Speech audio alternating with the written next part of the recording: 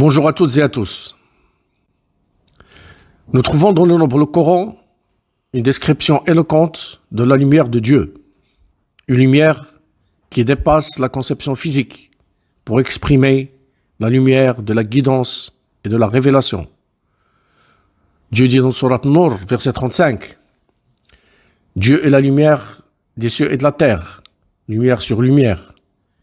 Dieu guide vers sa lumière qui cherche la guidance. » Alors, se peut-il que ces lumières, la lumière de l'univers et la lumière de la révélation, proviennent d'une même et seule source, Dieu Tout-Puissant. Et si les étoiles avaient une langue parlante, pleine de sagesse, et si le Big Bang n'était pas simplement un événement physique, mais un signe de Dieu, un message éloquent pour ceux qui réfléchissent. Au début de la sourate Al-Fajr, Dieu dit « Par l'aube et par les dix nuits et par le Père et l'Impère ». Ces versets ne sont-ils que des serments liés à des moments temporels ou recèlent-ils des significations plus profondes qui dépassent le temps terrestre pour toucher un instant même de la naissance de l'univers? Depuis des siècles, le début de Surat Al-Fajr suscite des interrogations et des interprétations multiples, recueillies dans les livres de patrimoine et les cœurs des méditatifs. Ces versets sont traditionnellement compris dans un cadre spirituel. L'aube est le début du jour, la salade d'Al-Fajr. Les 10 nuits sont les 10 premiers jours d'Al-Hijjah. D'autres ont dit les 10 dernières nuits du Ramadan. Le Père et l'Impère sont des symboles de globalité et d'unicité. D'aucuns les ont vus comme les prières surérogatoires d'après la prière d'Al-Isha, Al-Shafa wal-Watr. Mais une lecture cosmique de ces versets, à la lumière des découvertes scientifiques, nous ouvre une autre dimension. Par l'aube, par les 10 nuits et par le Père et l'Impère. Avec l'avancée de l'astronomie et de la physique cosmique, il devient possible de lire ces versets sous un angle nouveau, qui ne contredit pas le sens spirituel, mais lui ajoute une dimension scientifique qui éveille la réflexion. Nombreux ont lié l'aube à la prière de l'aube ou au lever du jour, ce qui est juste sur le plan linguistique et contextuel. Mais que se passerait-il si cette aube était aussi le symbole de la première aube de l'existence elle-même? Ce moment cosmique grandiose que les scientifiques nomment le Big Bang, l'explosion primordiale, d'où sont nés le temps, l'espace, l'énergie et la matière.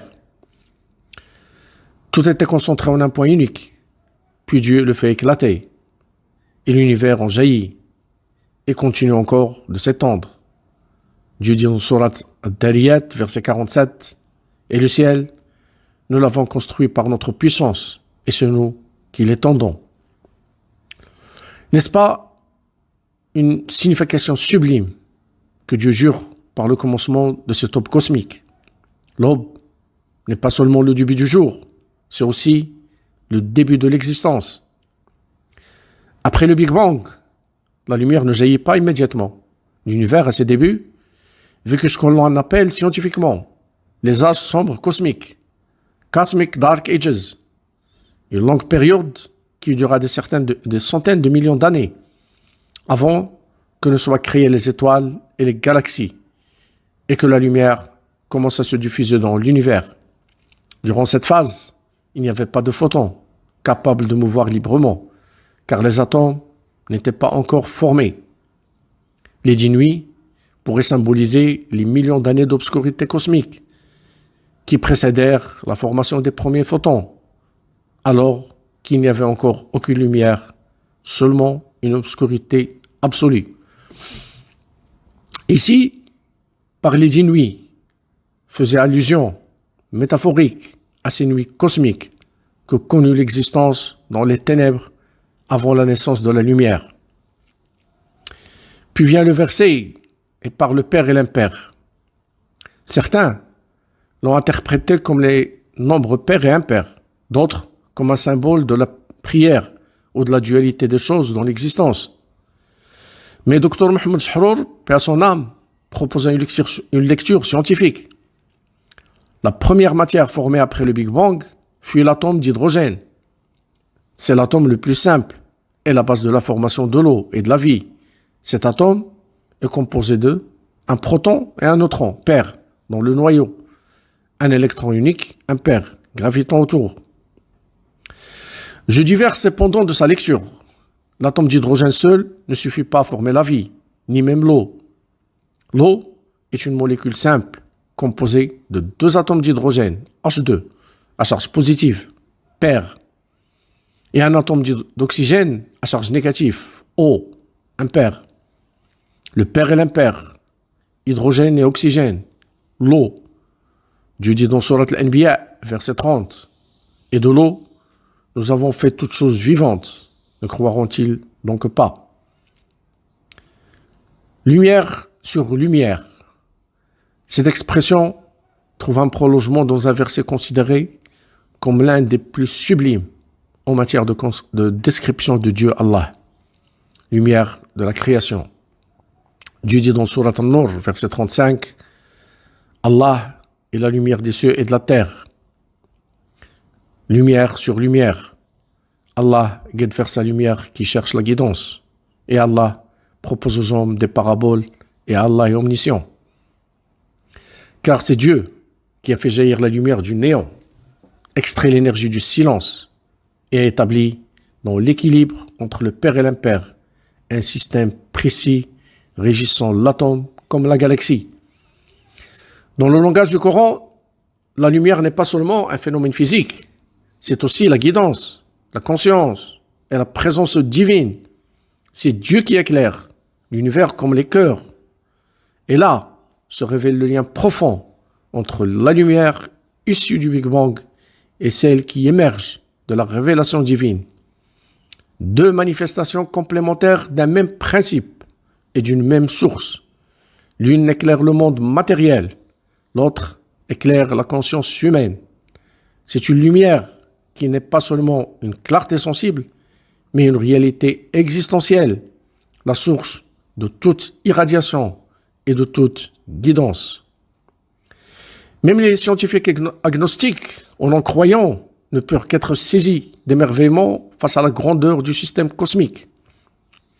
Quand George Smoot, prix Nobel, voit les premières images du fond cosmique de l'univers après le Big Bang, il déclara « C'est comme si je voyais le visage de Dieu. » Puis, face aux critiques suscitées par cette phrase, il ajouta « Lorsqu'on est devant un spectacle aussi prodigieux, la physique frôle la métaphysique. » Einstein a dit « Quiconque s'approfondit dans la science finit par découvrir qu'il existe un esprit qui se manifeste dans les lois de l'univers, un esprit supérieur, nettement plus supérieur à celui de l'homme. » Stephen Hawking posa une question stupéfiante. Qui a allumé le feu dans les équations du Big Bang? Car même les théories basées sur les fluctuations quantiques n'annulent pas l'existence des lois qui les régissent. Et ces lois, qui les a écrites? Le Coran répond clairement, Surat As-Sajda, verset 7. Celui qui a bien fait toute chose, qui l'a créé. Puis, Surat Yasin, verset 82. Quand il veut une chose, son commandement consiste à dire « soit » et « elle est ».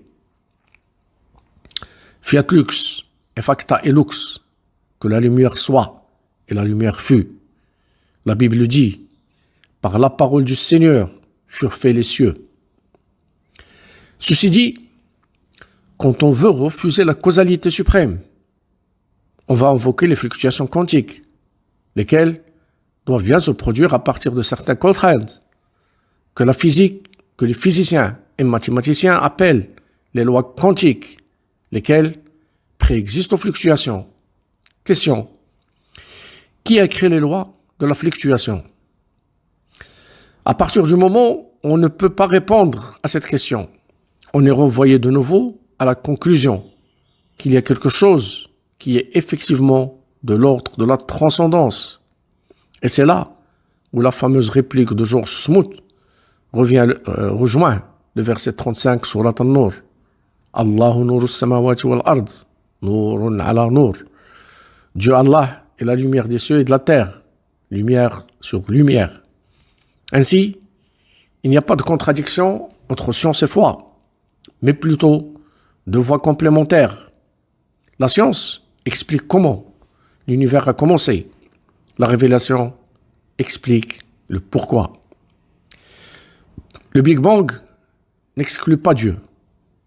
Il rend sa présence plus proche et plus logique. La lumière du Big Bang illumine l'univers et la lumière de Dieu, sa parole divine, illumine les consciences. Et ensemble, ils nous murmurent que l'univers n'est pas un hasard, mais un signe. Un signe pour celui qui observe et qui réfléchit. Chaque aube, Fajr, est un rappel de cette aube suprême par laquelle Dieu a créé les cieux, la terre et ce qui est entre les deux. Et peut-être est-ce là le secret derrière l'obligation de la prière à ce moment précis, Salat al-Fajr, ce moment où la lumière de l'aube rejoint l'obscurité de la nuit. Surat al-Isra, verset 78. Accomplit la prière du moment où le soleil s'estompe de l'horizon jusqu'à la première noirceur de la nuit et à la conjonction de l'aube. Assurément, la lecture du Coran à l'aube est solennelle. J'espère avoir réussi à voyager avec vos esprits vers la logique et le bon sens. Si c'est le cas et que vous avez apprécié, je vous prie donc de vous abonner, liker, partager et commenter afin que d'autres puissent bénéficier de cette parole et pour que cette chaîne devienne active. Qu'Allah illumine vos chemins par la sagesse de sa parole. Que la paix et la bénédiction d'Allah soient sur vous.